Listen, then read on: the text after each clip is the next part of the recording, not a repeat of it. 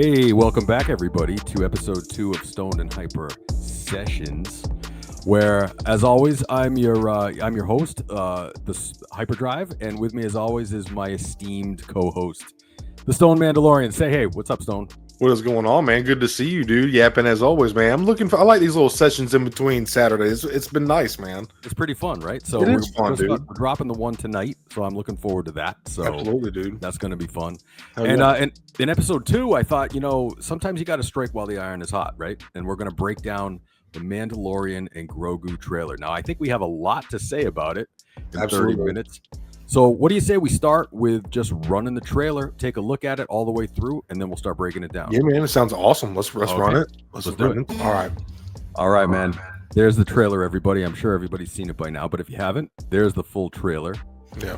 The Stone Mandalorian should have first crack at this since he is a Mandalorian after all. Go for it, man. No, man, I'm super stoked. Like I've told you before, Mando is what brought me and my brother, like my family, back to Star Wars initially after the sequels, because we weren't huge fans, not the sequel bash or anything, just wasn't our thing. Right. But seeing this has me super freaking stoked, man. I love seeing the AT-ATs. I love seeing Mando and Grogu back together. Obviously, it's seeing Rada, which is Jabba's son, also like a swole, jacked hut, is going to be absolutely crazy. We've seen robots, the big droids guarding a door with a Desolate Crime Syndicate symbol on it, which is obviously, for people that don't know, it's the symbol that Jabba's actually got a tattoo of it on his arm. It's the symbol for the Desolate Crime Syndicate, which is a part of all the huts or whatever. But man, it's curious what kind of planets we're going to see. Are we going to see Nal Hutta or Ord Mantell? Like, I'm very curious as to what places we're going to be visiting, what other characters that we didn't even get to see. Because another thing that I like is they didn't really show a whole lot, which I feel like is good. I feel like they're really saving something special. I have a feeling it's going to be a really good movie, man. But how are you feeling about it, dude? Well, let's start with the return of what looks to be the Razor Crest, or a Razor Crest type ship. I know you and I spoke about this before. We're not sure if it's the actual Razor Crest or if it's another similar vehicle. I got down with my Razor Crest and I looked at it very carefully, and it appears that there are different markings on it. It's got the silver and it's got that gold color, but the gold markings appear to be in different areas. So yeah, it's like going over the top of it. Right. Instead of on the sides. But we also said that, it could be, maybe that could be some sort of a flashback to the original Razor Crest. They've done that in the past. So that's a possibility on the table. Maybe we're going back in time before we head out on this new quest, so, there's that's up in the air. And then, of course, the question is, or is it just Hasbro trying to sell another $600 TVC? Yeah. Right. Another extra Hasbro we're going to squeeze out of y'all again. Exactly. They bought it once, they'll buy it again with this new paint job, so. Is there anything special from the trailer that stuck out to you? Well, of course, catches you? The Amanaman species is a big thriller. Oh, yeah. And for those who don't know, that was the large alien in the water who was seen in Jabba the Hutt's palace initially in the original trilogy. And then, of course, I'm a big Babu Frick guy. I thought Babu Frick, I feel like he should be on the poster personally. The Mandalorian, Grogu, and Babu. But it was cool to see them on that little thing all riding together. It was like 3 Anzellans and then Grogu riding on something. That was pretty cool. It was cool to see that. Now, what about you with the Amanaman species? Are you into that? You're a big Return of the Jedi guy. Absolutely, dude. Anytime I see OT references, and obviously we know Dave Filoni and Dave Favreau are just, they're super big on like reference material and like calling back and paying homage to stuff. Right. So I love seeing OT aliens and newer stuff. It gives some familiarity and it reminds you of where you are in the galaxy, and it brings you into Star Wars. Absolutely, dude. So I'm hopeful that we see a picture of Grogu swimming in murky dark water, and then it cuts to a man or that species in the water. So I'm wondering, are they good swimmers? They kind of, if you look at them, they kind of have like a fluke worm type of appearance or something. Yeah. So maybe they're water species. Maybe they, so that could be almost like a scary scene. It's funny that you mentioned that too. You said something about Grogu swimming, and I feel like now we're really starting to see Grogu access more of his abilities too. Like we've never seen him swim before, you know, and like obviously this is after he spent this time with Luke, which is like roughly like 2 years or something like that with Luke training. But pardon me, it's cool to see Grogu kind of utilizing more of his abilities and accessing more of the Force and like being more familiar and like I just said, like you just utilizing it more. Like we see him swimming, we see him like jumping onto on the Den's shoulder and stuff, and he's doing a lot of cool stuff. And another thing that I thought was really cool is the arena scene when we see Rod of the Hutt, the Swole Hut, and then obviously getting to see Mando fight some alien species. He was like choking it out with his cycler rifle or something. That was pretty freaking rad, man. I was like a little bit of Geonosis vibe, Attack of the Clones. You know, I liked it. Well, not only that, but that's one of the game pieces from the original table. Return of the Jedi 77. Yeah, right. Yeah. So that's a really cool reference to that. Very cool. And then, the other thing I thought too was I've watched the trailer a number of times, and it's really grown on me.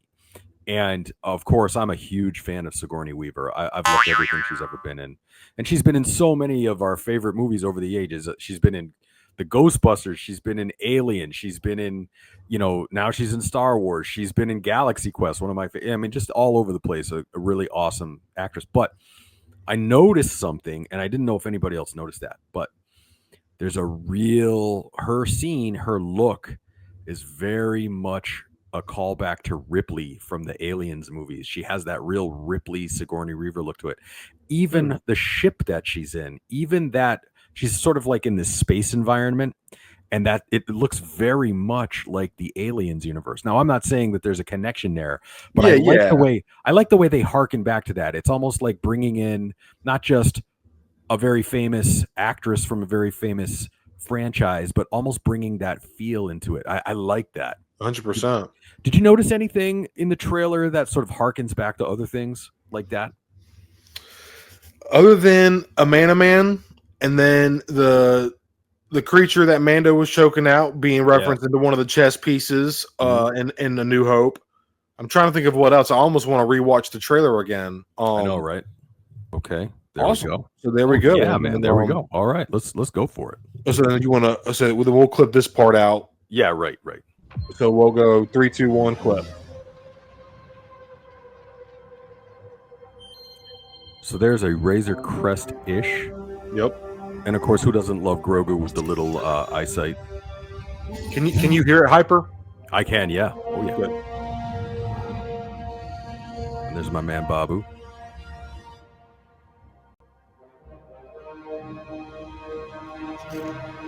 Oh yeah. Now let's pause it there for 1 second. Okay. All right.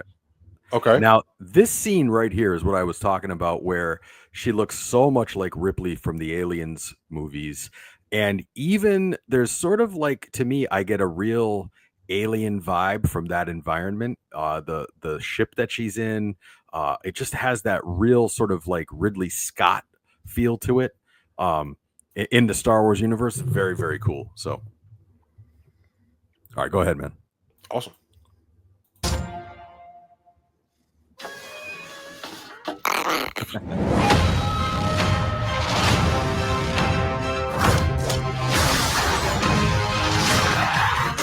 Okay, real quick. There was the man species that we just seen in the water. Yep. Try to go, but let me cut it down. Sorry, y'all know what it is. Give Caveman Cody a second. There he is, right there. Look, so how does that make you feel seeing some OT representation, man? Oh, I love that. I absolutely love it, and it's so cool because not only is it a man, but we also have huts and that whole thing. So I really like the way they're tying it into the hut culture. Yeah, man. Yeah. Yeah, this is spooky. This is actually kind of scary, man, and I kind of dig that. Oh, I really do too. Dig that. Yeah, for sure. Now, obviously, we don't know if this is a man, but it is his species, but it's still pretty cool. All right, so here we go. We'll play it again. There's the Razor Crest right there. Now, stop it for a second. Yeah, now you see the two vehicles chasing him through the cloud cover there. That looks very much to me. Okay, go slower, and then we see two ships in pursuit. Yeah, so there's the different markings. The yellow's on the top. Yellow's on the top, right? There's the side, and then we'll go. Yeah. And it looks like some TIE interceptors, which was in Return of the Jedi, which is the newer, better version of the TIE fighter, basically. I was going to say it almost looks like Kylo Ren's TIE. The TIE, like the silencer? TIE silencer almost, doesn't it? Kind of have that. It looks more elongated to me, which would be a very cool reference. Cool way to tie in that thing, you know? But, yeah. And then here we see Grogu in the water, and we're about to see him swimming real quick. Right. And I have a feeling he's going to run into that Amanaman in there. Oh, yeah. Oh, yeah. Right? Hey, there's Zeb.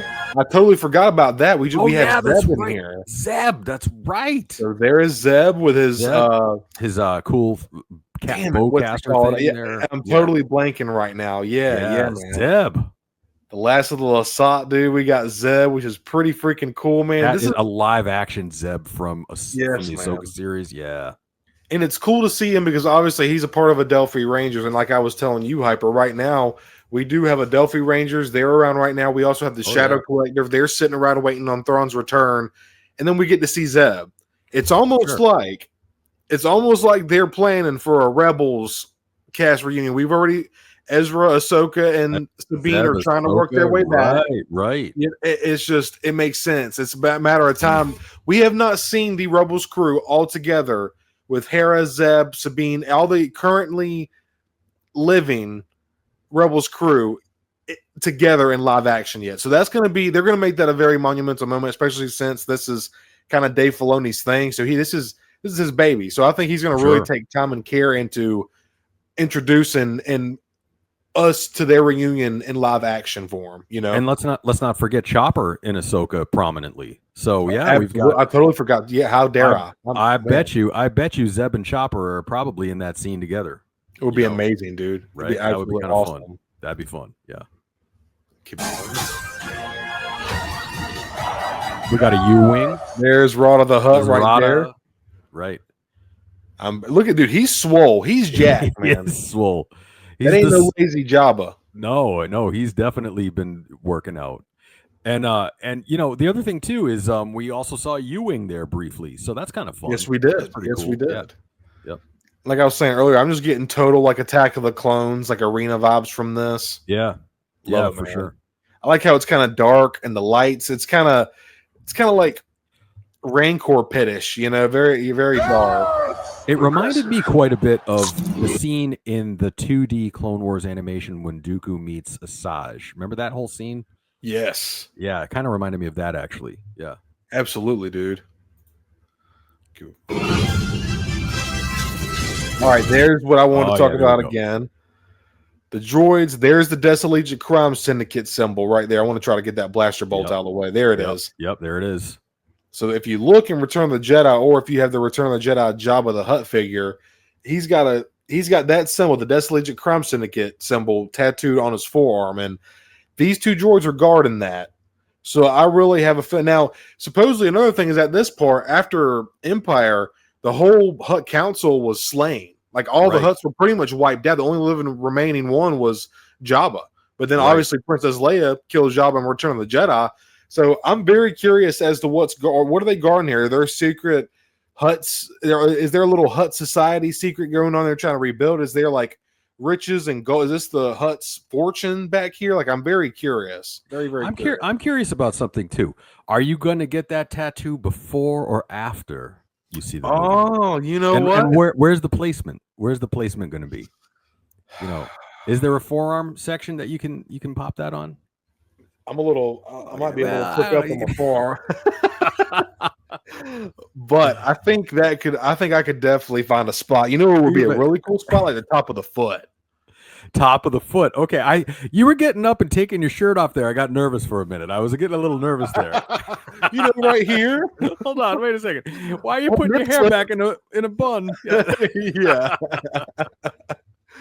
Damn it, man. So yeah, I'm really stoked to see where this is going to lead, man. Right. Oh yeah. And right there, if you notice, that's his cycler rifle that he's blasting. Yep. and he disintegrated Jawas with that thing. But when he shoots this droid, it does literally nothing. Watch this, literally nothing to it. Right. You know. And there's the chess alien, the Dejaric piece there in real life. That's cool.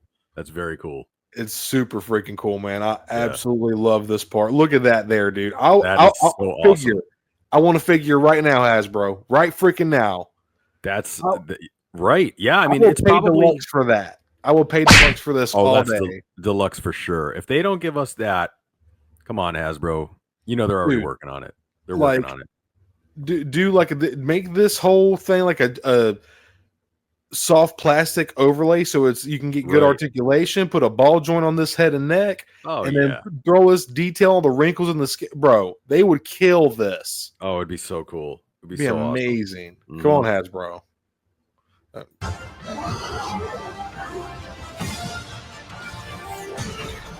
And then we got the AT-AT. We got the AT-ATs. Yep. Now, there, to my eye, I don't know if you see it, but these look slightly modified, as they would because they're not original AT-ATs. You know, right. I've restored enough of them to kind of have a pretty good understanding of AT-AT nomenclature, but this looks a little bit. There's something about it that looks a little bit. Now, it might not be fully rendered. Maybe that's it. You know, maybe it's not fully rendered in the 3D animation, but this looks like it reminds me of the prototype AT-AT. If you ever looked at some of the artist conception art, there's almost a prototype AT-AT to it. So, you know, sometimes throughout because obviously during the different timelines and eras, the armor and vehicles slightly changed. So they may have went through a phase like I think this is post Empire. Now during this time, the only thing left is little garrisons of the Empire. The Empire is pretty much done. They're rebuilding, which is what's scary and what the Rebel Alliance is trying to warn the galaxy about. It's like the Empire is coming back. They're trying to rekindle these little fires that are sparking around that y'all are ignoring. That's actually the Empire making a bigger fire. Oh yeah. I think this is, you got a point. It is a slightly different design, and it does pay homage to some of the prototype drawings. But that's another thing. Like I said earlier, man, Dave Filoni and Dave Favreau, they love referencing older material. Like even Rebels, man. If you look at the Rebel Stormtroopers, they're so reminiscent to like Ralph McQuarrie's early designs. That's for the Stormtrooper, you know. So I think it's a very good point. I didn't even catch that, dude. Well, you know, the other thing too, I think, is whether you like the sequel trilogy or not, they revisit so many of the original designs in those movies, and so there's obviously going to be carryover in the time in between the Mandalorian timeline. So you know, maybe the remnants of the Empire are modifying what already exists and trying to make it a little bit, adapting it to the next generation or something like that. So it'll be fun to see what's going on with these. Yeah, absolutely, dude. There's not much left. We'll go ahead and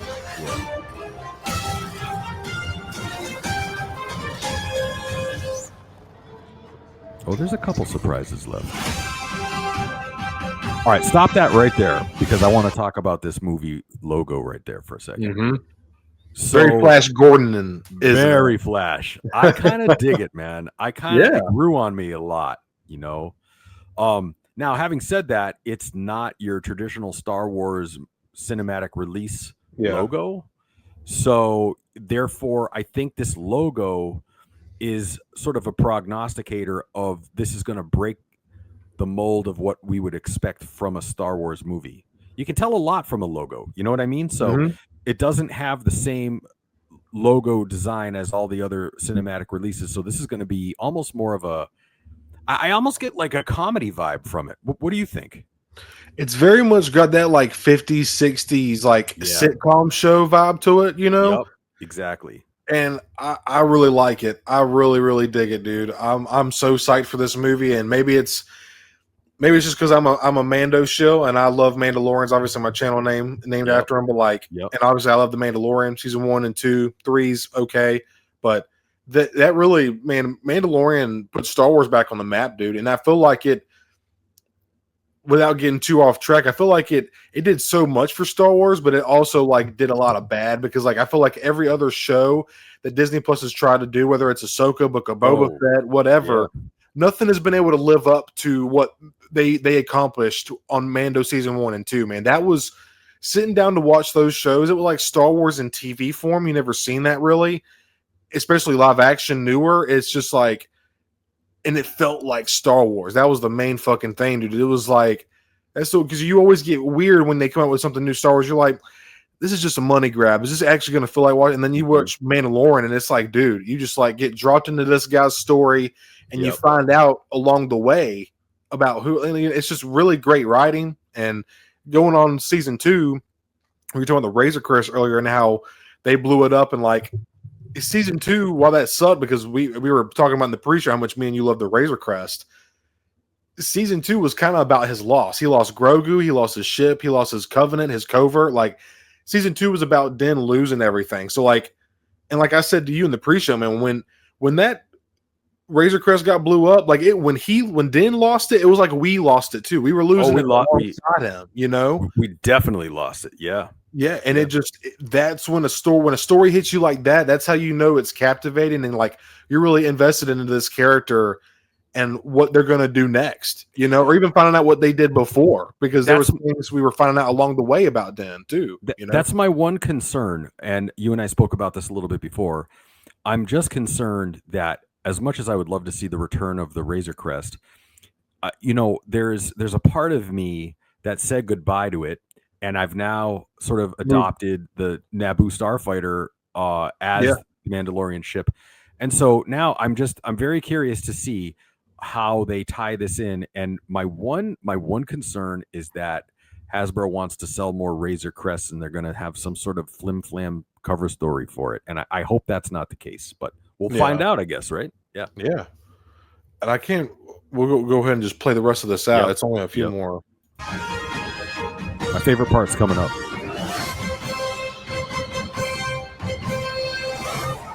Right here. Good shot, baby. Okay, there's a lot going on right there. That's my favorite part of the whole trailer. So you know what that creature is, right? That's a Gundar. Is that a Gundar? Yeah, Gundar. So for people that don't know, that is what Han references to Luke. To Luke. He's like, you look good, strong enough to pull the ears off a Gundark. That's right. And of course, then we get one of my favorite characters. I'm such a sucker. I'm a sucker for Babu Frick. I don't know why. He just cracks me up. He appeals to the 5-year-old in me or something, you know. Yeah. And hey, little nice shot. Like I'm all in. I'm all in, man. You know. So damn it, dude. Yeah. But yeah, that's gonna be. It's gonna be a fun one. It's gonna be a fun one. I'm pretty psyched, man. And in 2026, it gives us, who knows, man, we might get 2 or 3 more trailers before then, revealing a little bit more. Like, oh yeah, I think there's a reason, because people were like, oh, this doesn't show anything at all. Yo, it's a trailer a year out. Like they're building up the, like, do y'all not know how movies work? Like they're building up the I hope they keep it like this and they sprinkle it in, and like throughout the next couple of months, we might get peaks at like Thrawn showing up, or I was just gonna say, so there's so much that it's so the possibilities are endless in this movie, you know, like who knows, what this could lead to as well. Well, you know, my favorite of the shows, as much as I love The Mandalorian, I really do. I liked all 3 seasons a lot. My favorite show is Ahsoka. I really fell in love with the Ahsoka show. And I like Ahsoka too. And the flashbacks and all of that I thought were so great, and the depth of the storytelling. But clearly with the cameo of Zeb in this, they're gonna tie that story together. So you know, you may very well have Anakin flashbacks. You might have Darth Maul flashbacks. You might have Rex, right? Like you might have. There are so many ways to tie in our favorite characters with just what we've seen in sneak peeks of this trailer. No, absolutely, dude. That's why I would like the possibilities of what could happen in the movie, and also where it could lead to is just going to be. It's going to be amazing, dude. I'm so psyched. I know we wanted to keep this at 30 minutes. I see we're at about 27. Yep. Just a couple of final thoughts. So overall, what do you, if you could be the editor of this movie, and if you could add anything to it or subtract anything to it from the trailer that you saw, what would be something you would add or subtract from it? Honestly, I'm pretty satisfied with it. Call me easy to please, or like Mando show Dave Filoni ass kiss or whatever. But I'm pretty. Maybe one thing is a peek at something a little more grand. Maybe show a peek of Thrawn, like whether it's the bottom half of his blue nose and lips, or the color of his something. Show something to lead to Thrawn, or even like maybe show a little something of Ahsoka and Luke finally linking back, coming together. Like obviously they've met before, but like. Or even like maybe even show the Rebels crew meeting back up. You know, maybe kind of hint at. But like I said, this movie is still a whole year out. It's May of 2026, so like not quite a year. But I really hope they sprinkle us along and just kind of spoon feed us to kind of leave us a trail to just hype up the movie. You know. Yeah, I think I'm really pleased with everything that I've seen in it so far. I think that it gives me a lot of hope that they do, like I just said, tie in many of the other storylines that are going on. And it looks like they're going to do that with this movie. I think if there's one thing I would add to it would be I would love to see maybe crack the code of who Grogu is. I want to know who is Grogu. What is his affiliation? Why is he so important?